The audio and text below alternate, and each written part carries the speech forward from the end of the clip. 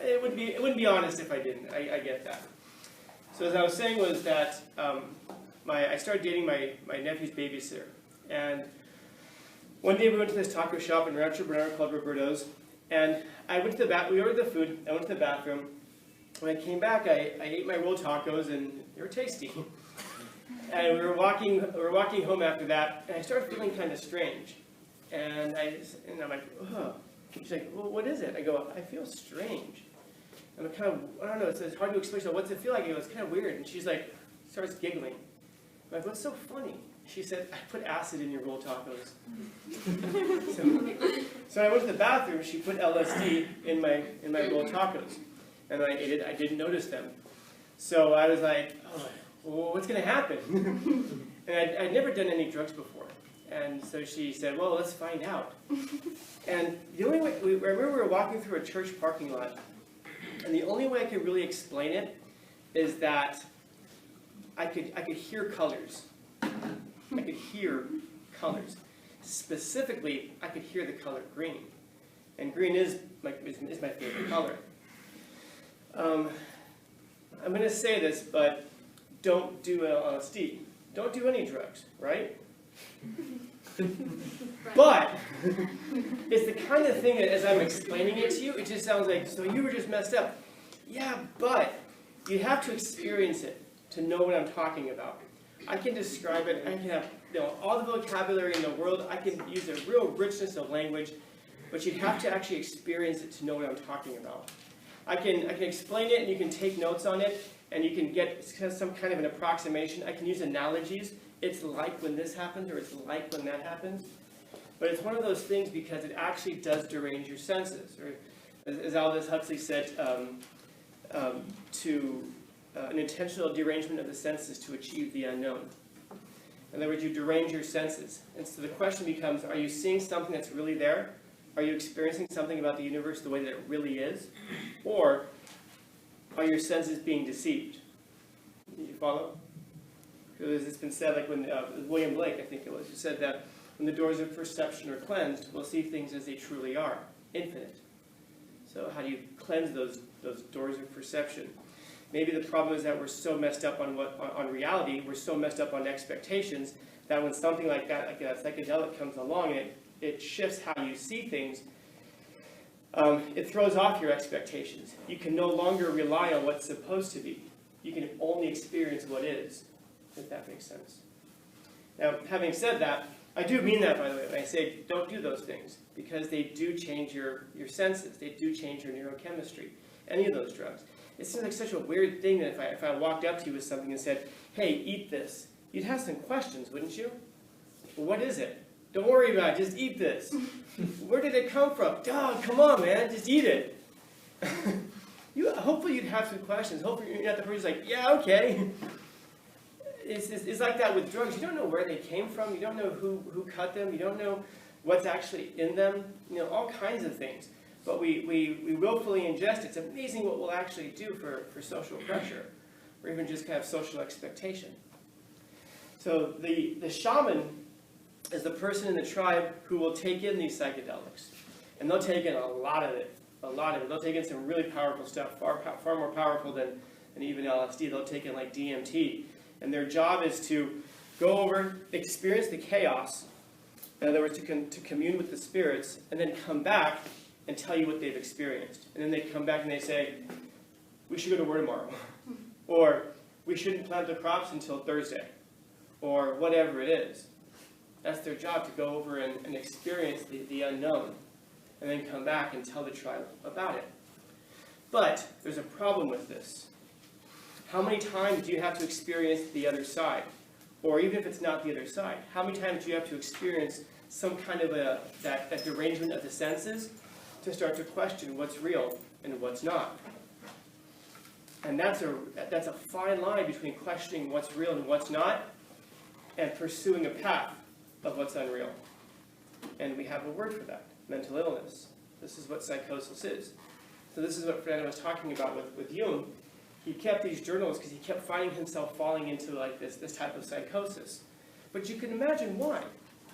I mean, understand that when we were looking at him just a few weeks ago, I just gave you the tip of the iceberg. on Jung. And we're talking about the collective unconscious and these things that he would try to experience.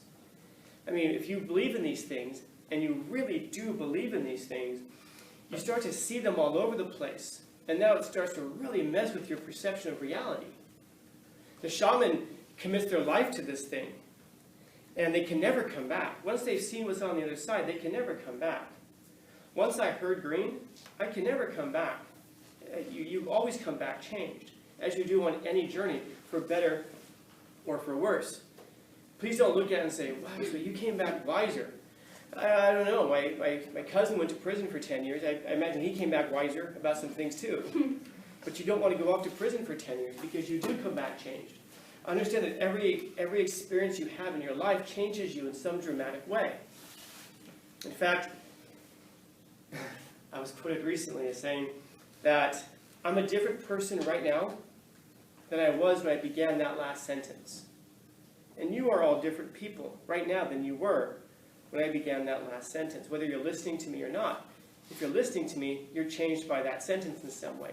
If you're not, you're changed by whatever it is you're thinking about or doing instead. You cannot go through life unchanged. So it almost makes sense then that maybe we should commit ourselves to experiences that are going to change us in positive ways. Change us in positive ways. We can't always know what those are. We can't always know what those are, but we can probably take some guesses, some good guesses on those things. When Jung is delving into the collective unconscious and the unknown, he's going a path that no one's ever taken before. Not in his mind that no one's ever approached these things, but no one's ever approached them academically the way that he had, trying to understand them. Some of you in here know what simulation theory is? How many of you guys know what simulation theory is? Just have heard of it before. Essentially, it's this idea that the reality that we're experiencing right now is not the real reality. But instead, what we're experiencing is a simulation, a video game. Think of it that way. In other words, there's either some aliens or some highly advanced civilization of our own or whatever that has created this game. Anybody in here play GTA? Yeah. When did you start playing GTA? Which one? GTA 5. That's your first one? Yeah. How about you? San Andreas. San Andreas? So what's the difference between San Andreas and GTA 5 in terms of quality and detail? One is good as another. Very graphics. Yeah. It's way more advanced. It's only separated by a few years, which allegedly GTA 6 is coming out, right? It's in development. We'll see. You'll know if that comes out because as little as I grade right now, it'll be way less when GTA 6 comes out. Yeah. Meaning that if you think about how far advanced just those two, that one game series between this game and then the very next one that came out, it's dramatic. Imagine what GTA 10 is going to look like. Yeah. Down. And this is what simulation theory is. If you go back to, I think, what, 1978, I think it was, the first video game, Pong. You guys ever seen that? It's Pong. It's these two little sticks that do this, and then there's a ball that bounces around, and you have to beep, beep. That's the very first game ever? Yeah. That's so fun. And so to go from there, to go from there to GTA 5 or Skyrim or any of these things that are highly detailed, you can imagine, I mean, that's not very long. Now imagine if there's a civilization that's more advanced than us, let's just say 100 years, 200 years. It doesn't take much. This very well could be a simulation, meaning that you're in a video game. Now, of course, the question is, are you the main player, or are you one of the NPCs, the non-playable characters? Now, you might think like, oh, come on, we would know it. Do you think the NPCs in GTA 5 think that they're the NPCs?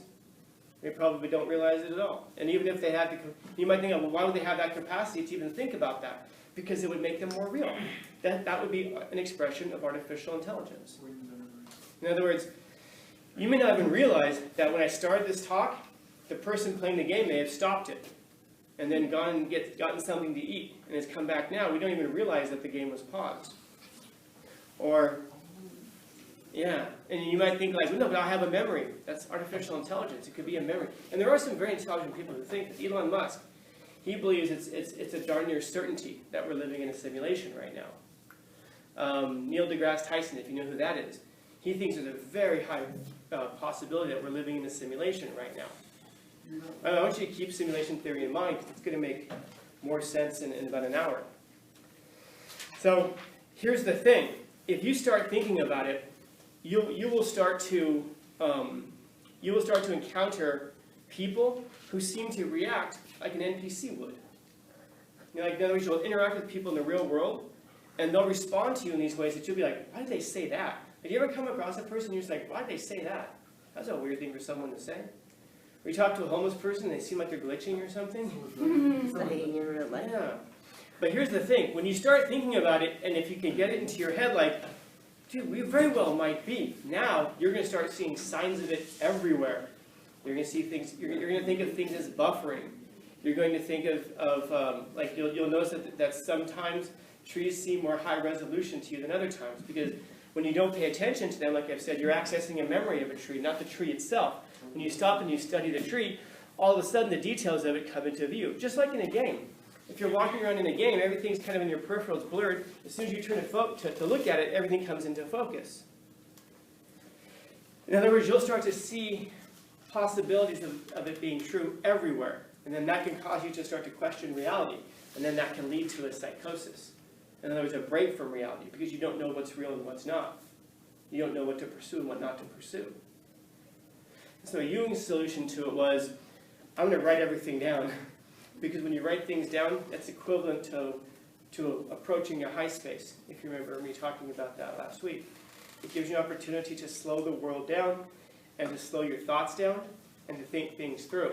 It's one of the reasons that we do this. In therapy, it's called the writing cure. Yeah. Do you think like some people like Mark Zuckerberg keep that in mind? Like they create the metaverse, so people who are like NPCs, they use the metaverse as like an outlet for having like an NPC lifestyle. You know, like they can find a way to escape with that and actually live a life that they want to. Mm-hmm. Oh yeah, that's the danger of the metaverse, really.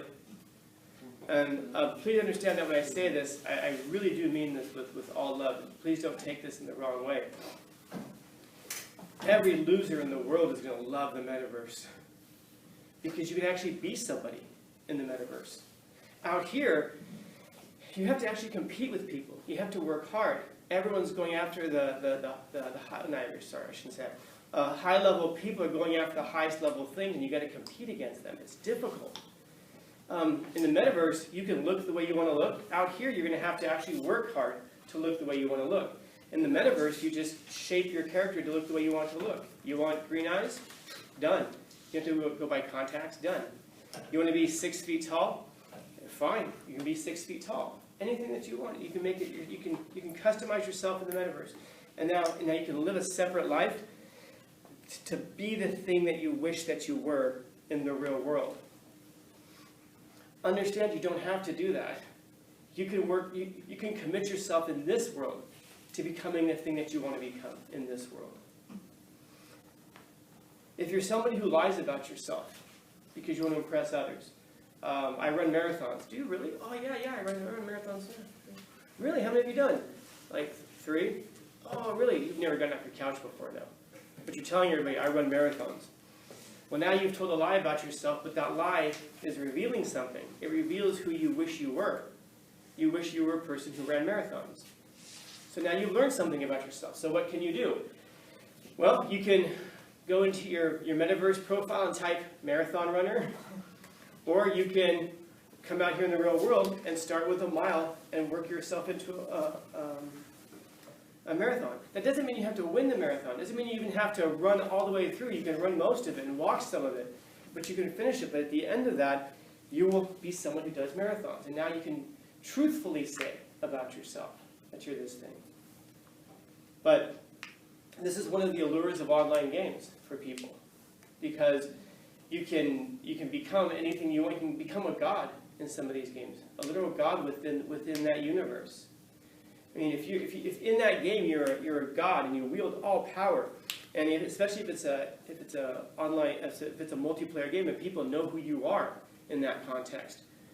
Well, my God, why would you want to come back to your minimum wage job where you're covered in Cheeto dust living in your mom's basement, playing video games? And by the way, I have nothing against video games or Cheetos. They're both I enjoy them both. But like anything else, I mean, How many of us, when we were kids, sat there and said, when I grow up, I'm going to be covered in Cheeto dust in my mom's basement?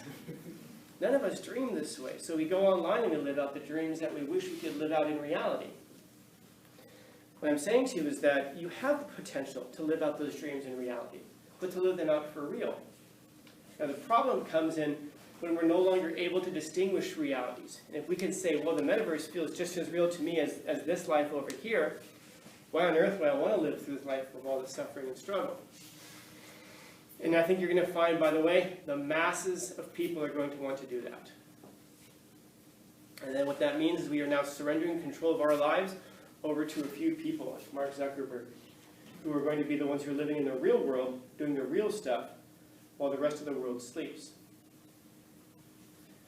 The question is going to become, what do you want? Do you want reality, or do you want fiction?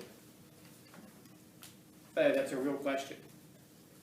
I don't know what you want. What you want is going to be entirely up to you. But it's a choice that I imagine that all of you are going to have to make at some point. If not you guys, for certain, your children are going to have to make that choice. If you want what's real or what's not. In other words, do you want what's real, or do you want what feels real? Questions? Yeah. It will be something like the movie Ready Player One, like all the people within the video game VR because they hate their life. Yeah, I've never seen it, but I hesitate to say it because, I mean, I'll say it, I mean, whatever, you guys know where I'm coming from. Hopefully you guys know where I'm coming from by now. Yeah, people will retreat into video games when their real life is no longer sufficient. People will retreat into social media when their real life no longer feels sufficient. You don't have time to do those things if you're out doing things. And when you look at the people who run social media, like Jack Dorsey, well, he just stepped down as Twitter CEO, Mark Zuckerberg, these folks, they say they don't let their children use social media. Damn, that's crazy. Yeah. Yeah, you watched, there's a documentary called The Social Dilemma. It's on Netflix, it was on Netflix, it still might be, you should watch it. Yeah, they said it straight out, they don't let their children use it, they know it's destructive. They know what it does to us. You know, but... Yet their whole business is that, like the whole entire business, so everyone who like supports them or whatever, everyone who like views their videos and stuff, like they're just giving them more money, you know, like he's heard it. He doesn't care about anyone, so like, why? I don't understand why people are so like do you think Pablo Escobar cared about anybody? What's the difference between Mark Zuckerberg and Pablo Escobar? Mark Zuckerberg isn't subjects. True. And Pablo Escobar didn't sell psychosis. The difference is what's legal and what's not. That's really all it is. We know it's destructive. Why can you guys not buy cigarettes, but you can go on social media as many hours as you want? We know that social media is more addictive. We know that. It's neurologically addictive. Not just physiologically, but neurologically addictive. We know that it's led to a 17-fold increase in suicide among girls y'all's age. We know it's leading to massive mental health crisis, a massive mental health crisis among young people. We know it's happening. And we also now know that the social media companies knew about it and covered it up. And now they're acknowledging, yeah, there do seem to be some problems, so we're going to throw some money at some mental health programs to really help. Any of you guys know about those mental health crisis programs? Maybe they haven't put enough energy and money into it then, because you're all supposed to know about them, because they poured tens of millions of dollars into it. So I guess the question really becomes, do they really want you to know about that? And before we sit and go, they're evil, they're terrible. Maybe, yeah, but any other business is operating the same way. Does Coca-Cola want me to know that Diet Coke can cause cancer in the long run? Does Pablo Escobar want you to know that cocaine can cause overdoses and all kinds of social ills? Does McDonald's want you to know about the effects of obesity? Do any of these companies want you to know about the effects of these things? No. No. So that should tell us something, that the problem is not even just with the business or the business model, it's with the human condition. Do you think people in the government want you to know about things that are bad for your health, bad for your liberty, bad for your mental health? No. That's why it's incumbent on us to find out, if we want to. If we want to. Others?